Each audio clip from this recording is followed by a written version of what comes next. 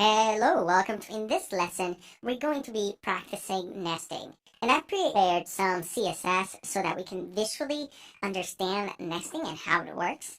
And we're going to begin by connecting that CSS style sheet to our HTML document.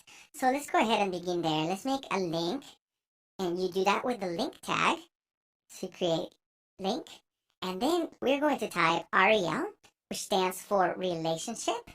And you're letting the browser know what relationship this style sheet has to HTML document. And that would be style sheet.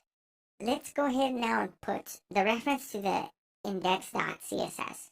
Okay, so we have named this CSS style sheet as index.css. It could be named styles.css or anything else. And just make sure it has the same name. Okay, so now let's hit save and see what happens. Ta-da! We have purple background color applied to the body tag. That's why everything turned purple. Let's remove this hello world here.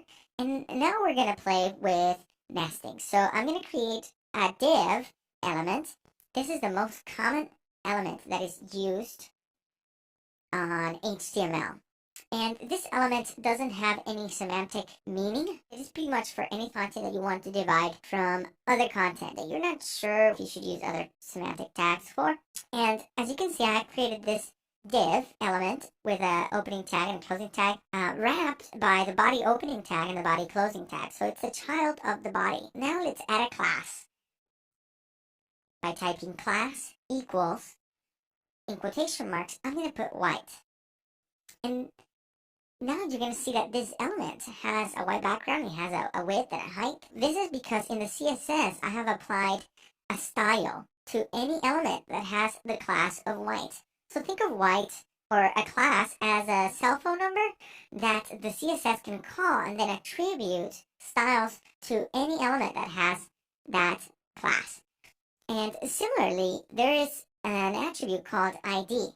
But the ID, it is not meant to be used on multiple elements. Only on one single element on your whole document should have that specific ID. So it's good for when you're making an element there. It's going to be on your website only once, and you can call that, for example, advertisement.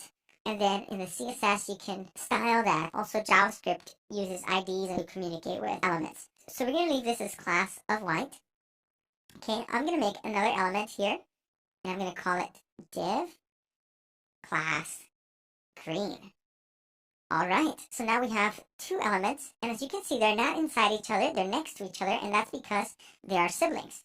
Now, what would happen if I grabbed this div with the class of green and put it inside the opening and closing tags of the div with the class of white? I'm going to hit save.